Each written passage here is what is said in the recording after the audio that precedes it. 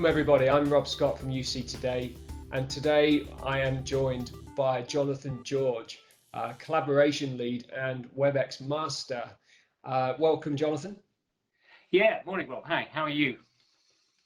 Very good, thank you, very good. Jonathan, today we're going to talk through this new product that's recently been announced by Cisco and is being currently showcased at Cisco Europe this week. The Webex Desk Pro. I had to look down because it's a little bit of a tongue twister, but Webex Desk Pro, let's talk about that. Jonathan, what's your perception of this product? What is it? Yeah, so Cisco announced this back end of last year. It started leaking out. I was fortunate enough to go to Cisco Norway in Oslo and actually see it in the flesh. Since then, I've actually been lucky enough to have a device under Cisco's early field trial program. So I'm actually talking to you today using a Desk Pro sitting on my desk at home. As you can see, this is my rather untidy home office here. So it was announced back end of last year. As you said, Cisco Live is currently taking place in Barcelona as we speak. And a number of the keynotes talk about that. A number of the blogs that are coming out there are showcasing the Desk Pro. It's going to be available, I think, in around about the first quarter of this year. You can order it now, but actually, I think the GA availability will be around the March timeframe. But don't quote me on that. Okay, and I'm hearing is a pretty cool piece of kit. I've seen an advert on YouTube that Cisco have released as well, and it's really focused around AI, and it's got some quite cool features. Can we just run through the headlines in terms of? Yeah, certainly. But before we do that, I think the key thing is so I saw it in Oslo, right? And it is a cool piece of kit. And as I say, I'm sitting in front of it here today. So it's got a 4K screen. It's a 27-inch screen. It's quite a big bit of kit. So you look glorious sitting in front of me. It is like we're in an in-person meeting experience. I love it already. It sounds great. It even makes you look good, Rob. Who knows? But the beauty of it is that it's designed for the sort of home office type environment, okay, or the executive office. But also, it's the area it's trying to address is really the focus room as well. So the idea, there was a lot of talk in the UC industry about huddle rooms. They were there anywhere you went. Everyone was talking about huddle rooms. You need a huddle room and all those agile teams getting together and scrum meetings and all that sort of stuff. Now the new thing is a lot of people are talking about focus rooms. So 1 or 2 persons pods or phone booths located in an office where you want to get people, together to collaborate, not just amongst themselves, but obviously with potentially with a remote team. So the Desk Pro really fits into that space. Home office, executive office, focus room type capability. So it has the ability to stand on the desk, as I have it here, or you can screw it to the wall in one of those little phone booths, and it works in that way. The other key thing to mention is that it's not a replacement product. So this is an addition to the Cisco portfolio. So the DX80, which was the personal endpoint, that's still going to be around. This device is not a replacement for that, but it is a step up in terms of functionality. So in terms of the product itself, for the folks watching and listening, does it have an operating system? Is it fully Cisco? What else can it actually do, or is it just a video endpoint? It's a Cisco video endpoint. So it runs, if you register it to the cloud, it runs Room OS. It's a variant of Cisco's C operating system. So it has its own operating. It is a bit of hardware with, a software firmware operating system in it. And that's actually a key point to remember when you compare the experience to, because you might be thinking, and I'm sure you are, that, well, hang on a minute, Jonathan, you've got a $1,000 laptop or whatever it is. I've got a nice little MacBook Air that is my weapon of choice. You can join all of your meetings, or your Cisco meetings, or Zoom, or Microsoft Teams meetings, or whatever meeting from your laptop, right? Why are you going to spend additional money on a dedicated endpoint?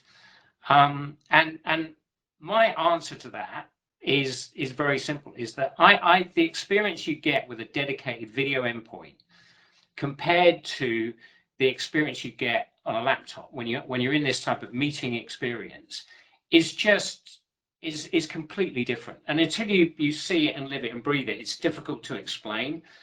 And whilst it might seem an extra cost to have an endpoint, in as a dedicated unit on my desk, I wouldn't trade that for anything. Cisco are going to have to drag this thing out of my cold, dead hands, right? Prior to this, I had, you can probably see behind me, I had this little unit here, which is a DX70, which is no longer sold. But I am absolutely sold on the fact of having a dedicated video endpoint at home provides you with a second to none experience with that. I don't have to think about, when I'm joining a meeting, what applications am I running on my laptop? Have I got, this MacBook Air has only got 2 USB-C ports, right? If I need to plug in a webcam and a USB speaker, and in fact, that's what I had behind me. So if I stand up here, and you'll see another feature of the Desk Pro, the camera actually automatically moves and follows me. But previously I had a USB-C docking station, I had a Jabra speakerphone, I had a Logitech webcam that sat on the top, I had a USB, hub that I connected all this stuff. And my desk looked like a whole set of spaghetti trying to put all this stuff together.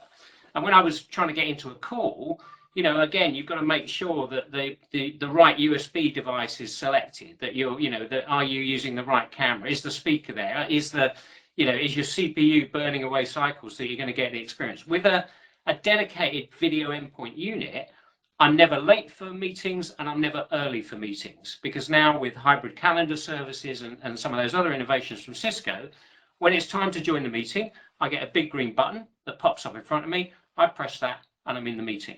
Job done. It's absolutely as simple as that. So I get that. So the quality's better than your standard webcam or built-in camera in a laptop or PC. You're saying it's much easier to access meetings. That's a big barrier for users, isn't it? Just getting into the meeting. What about interoperability? That's another big challenge, isn't it, for users and businesses? Yeah, so so what you can, the device has a web engine, okay, so I can put web things behind it. I think it's not so relevant for this type of environment. What's more interesting is that it does do USB pass-through. So what that means, so the RoomKit Mini was the first Cisco device that introduced that USB pass-through capability. But now what it means is that I plug in my USB-C cable into my Mac. That means that I can use the microphone, the speakers, and the camera of the Desk Pro as my webcam, speakers, and microphone for anything else. So I could join a Zoom meeting and I would get the benefit of all of the hardware capabilities that the Desk Pro provides in that Zoom or Microsoft Teams experience, because although I'm using the laptop as the soft codec effectively through USB pass-through, I'm getting the benefit of the hardware that's sitting in front of me. So as I just showed, if this was a Zoom meeting, if I stood up and joined it as I did just now, then marvelously the camera follows me. That would happen if I was in USB pass-through mode as well. That's very cool. I love that, and that's a great. I suppose that's great for Cisco, demonstrating that they do want to play nicely with others, as we saw recently with their Microsoft and Zoom announcements. I think it's great. I think if you can use this as a USB webcam or camera system in addition to the Webex solution, I think that's fantastic. So and you'll see Cisco increasing that portfolio. So they've just announced the Webex Room USB, which is effectively a RoomKit Mini with the codec turned off. So basically you can you buy the Webex Room USB. It is a USB camera and speaker. It's a starting point to get into, and the price for that will be announced, I think, tomorrow at Cisco Live. But then through licensing options, you can then convert that into a full-blown USB Mini, add the Touch 10 for the controller, and light up the codec within the device to make it a full-blown video endpoint. Great stuff. And I've heard about this. I suppose I've watched the videos that Cisco have released, and I've read some of the information on the website around the capabilities of the Desk Pro. There's some artificial intelligence capabilities in the product as well. Yeah. Is that correct? Yeah, so why don't we show you that rather than do that? So as we I'm said, really interested. This is yeah, exciting. So as we said, I'm in my office here, so you can see that my kids' height chart on the back, the wheel of my bike down here. I've got the washing behind me. It's all, and a lot of people use, if they're working from home, use that as an excuse for not turning their video on, right? And we all know the benefits of video engagement and all the rest of it, and how people sit on a lap. And again, that's an argument for sort of hard video endpoints rather than laptops. People will join meetings, virtual meetings from their laptop, and their natural mode of behavior will be to turn the camera off because they don't like the chin cam. It's the angle of the camera is not right. I'm in a noisy place, or I'm in a background. I'm just going to turn the video off, and then you lose the benefit of that meeting. Sure. So similarly, I'm on a dedicated endpoint here, the Desk Pro. I'm at home. I don't make any excuses, but the room here is a little bit untidy. Okay, so there is some cool technology in the thing. So if I go over here, then I can do this.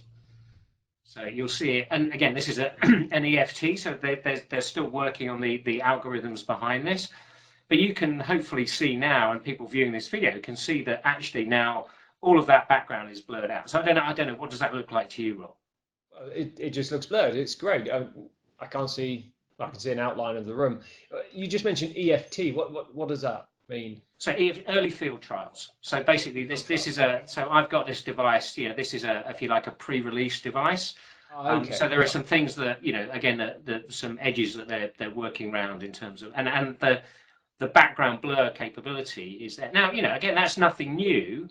A lot of soft codecs will do that. So Zoom does that. The iPad app for WebEx and the iPhone app for WebEx will do that capability. But again, that processing requires power on the PC, right? Here, all of that power is embedded into the hardware endpoint itself. Okay, so that's taking pressure off the PC processor, etc. Because there isn't a PC processor in this equation. Yeah, all of that processing is done in the thing in front of me, right? The other thing you can do is that as you might not like, my blurred background, because that looks a bit. So there are other capabilities, so I can do this. So this is my. Well, how do you like my new office? I'm quite pleased with it. I've got a Webex board on the wall. So this is. It provides you with the ability to just take away that background distraction that you would otherwise get into the meeting. And there are other. Sorry, Rob, go on. I was just going to say, can you customize those backgrounds, or are they produced by Cisco?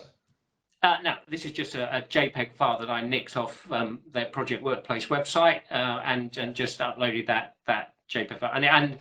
And right now, it's a bit of a workaround to get the custom wallpaper there. When it's released, it'll literally be a case of me touching the screen here, swapping the background, and picking whichever ones I've been configured to use. Very nice. The other AI capability, which I think is really interesting, is that. So again, if you bear with me a second, what I do here is I'm going to turn on some diagnostics. So I'm going to turn on what's called speaker track diagnostics. So now if I'm talking, you can see that that I've got a big square around me. Okay, that's what's called best overview. So that's effectively saying that it's framing the picture with just as much of me as it can. If there were two people in the room, then it would frame that together. You can also see the green box around my face. Yeah. And you can see underneath it says match Jonathan George. Again, it might be a little tricky for you to see that at the end, but that's facial recognition in action. So I've opted in for facial recognition. It knows that this is me, and it's put a label under my name. In the top right, you can see people count. Okay, so you can see that the people count in this room that I'm in at the moment is 1. Okay, I'm just going to do a little thing which hopefully will amuse you as well, is that on my phone, don't ask me why, but on my phone, I've got a picture of you. Oh, there we go. Let's move that over there. Oh God, not that photo. It's a bit old. You look a lot younger then, okay? But if you look in the top right now, and again, the background blur is struggling a little bit, but you can see that the people count has gone up to 2. Okay, so that facial recognition is understanding that there are now two people in the room. And whilst that's not useful in a meeting, what it is useful is useful from a workplace facilities point of view, is that I can now get, and this is a lot of technology that's built into a lot of the Cisco room systems, to basically, okay, let's look at how those rooms are utilized. Is this generally a one-person, two-person room? Are there three people actually trying to crowd into this room now, and maybe we need to make it bigger or whatever? So it really interesting diagnostics. So I'll turn those diagnostics off now because it. I really like that, and the possibilities there are endless. And I am hearing a lot more around cognitive collaboration from Cisco, and also their people insights technology that they acquired from a company. Potentially, if you can identify people in the room, you can bring those insights to the screen, can't you? So they could bring in information about you, like a company produces on their software platform. I think that's future state, right? I think that'll be a little while before that comes. But right now that that AI capability is there. You know, it's got the NVIDIA chip, which is effectively doing that stuff for you here. The other thing is that this device has the Webex Assistant enabled, so I can talk to it, right? So and right now, okay, that is an interesting demo in the sense that I can say, okay, Webex, and it will light up, and it's actually just lit up, and you can't hear it, but it's there. But basically, it allows me, and I thought, okay, I would never ever use that. It's now speaking to me, but I thought I would never ever use that at home. But actually, now I've got the device and I found it. If I need to call somebody and I'm in the middle of typing something and all the rest of it, rather than me have to touch the screen and look them up in the directory or do something, I just go, and I won't say it because it will trigger it. I go, you know, hello Webex, and basically I then go and I can say call and a name, and it places the call, or join my PMR, or and so actually I was a bit skeptical about, you know, people talk about, you know, voice control at home and talking to the lights and getting the lights to switch on and all the rest of it, and people go, yeah, that's just a bit gimmicky. But actually now I've got the technology, I find I do use it, and it just makes things simpler. You know, I can be thinking about something else and I naturally talk to the device and get it to place a call. And it will do things like proactive join as well. So the idea that I'm due in a meeting, so I'm working away and I'm, you know, really focused on what it is that I've got, and the unit will light up. Again, that's not quite here yet. That will come in when they do a later revision. But basically, that when it's time for that meeting, it will go, Jonathan, your meeting's about to start. Do you want to join? Oh, wow. I need that right now. I need that functionality. I'm constantly chasing myself, you know, for meetings, and I'm always a minute or two late. But the impact on a large enterprise, or I mean, even a small business, but the impact on a large enterprise in terms of time savings is potentially massive there, isn't it? Yeah, I mean, like I said at the beginning, you know, with this unit, with one button to push, I'm never late for meetings and I'm never early for meetings, right? And that's a massive, you know, people underestimate that, right? I didn't have to spend 15 minutes before this meeting figuring out all my USB stuff and everything else behind and making sure that was there, right? I didn't have to, and I wasn't late because of it, and I didn't arrive to the meeting. I didn't arrive here all stressed and het up because I couldn't get the bloody technology to work, right? So it's you know, that is hugely underestimated in terms of not just the lost productivity time, but the effect of people arriving into these meetings not feeling stressed that they've had to mess about with technology to get it working, but actually arrive at the meeting ready to do their best. You know, and we haven't even touched on the things like, you know, it comes with a you know, a pen. It has the Webex board capability written in, you know, in the device. So now I've got a board, so I can touch the screen. I won't do it in this meeting. It's not quite ready for release yet. But the idea that I could start a whiteboard and I could now draw on the screen, and, you know, we could start to sketch out some ideas. If you were on a Webex board at the other end, you know, we could do co-creation, all of that other good stuff. So, you know, it really is, you know, fantastic. And it, you know, it's a great bit of kit. But as I say, it's not about the kit. It's about the sort of things that it just enables me to do simpler, easier, quicker. My desk is a lot tidier. I've got one USB-C cable. I come in, if I've been out, I literally put my Mac down. I plug the USB-C in. It charges the Mac. I don't have to have a separate charger for that. It does USB pass-through, so I've got all of that stuff. It's a video endpoint, allows me to do all the cool technology that we've shown today. It's a great piece of kit, and I'm really glad we reviewed it today in terms of its features, its functionality, and its use cases. In terms of availability, when is it going to be made available for general release? So I think the GA, as I said, I think so announced late last year, center stage at Cisco Live right now. GA is, I think, and again, we need to double check on this, but it's in the first quarter of this year. Okay, and pricing to be confirmed at some stage in the future. Yeah. So and again, I think the pricing, there will be options from Cisco. So obviously there'll be, if you buy any hardware from Cisco, it's on the GPL, called known as the Global Price Test, and so it'll have a price on that, but it will also be offered currently only in the States, but I think that will come to you as hardware as a service, right? So the idea that actually, a bit like your mobile phone contract. Okay, so I want a device, I need a subscription to register it to the cloud. That's going to be X, and it'll probably be hundreds, X $100 per user per month, right? So now I've got hardware as a service. And that means that actually, just like you do with your mobile phone contract, when that contract comes up for renewal, you can basically say, okay, give me the version 2 of the Desk Pro because that's now available and I've bought this as a service. Great. So an OpEx model available. That's very cool. And so I'd like to finish on, and what does it compete with? I mean, I know the collaboration market and products out there fairly well. Does this product actually have a competitor that's a like-for-like solution out there from another vendor? Because I can't think of one. I don't think there's anybody that, I mean, I think that if you look at dedicated video endpoints, Cisco absolutely have got the leading portfolio there. Started with the DX70, DX80, now with the Desk Pro. I think that the competition really is the high-end Logitech webcam, with your laptop. But then we're back to what we talked about originally, the idea of a soft codec and the user having to plug all those things together and make sure that the right device is connected and all of those other good things. So no, I don't think I see a dedicated video endpoint from another product. It's a good question. I guess I don't. I'm so embedded in this stuff. I don't really. I've not looked around and seen that. The natural competition is the high-end webcam with the speaker USB driven. But Cisco with the Room USB, with USB pass-through, are really looking to address that stuff.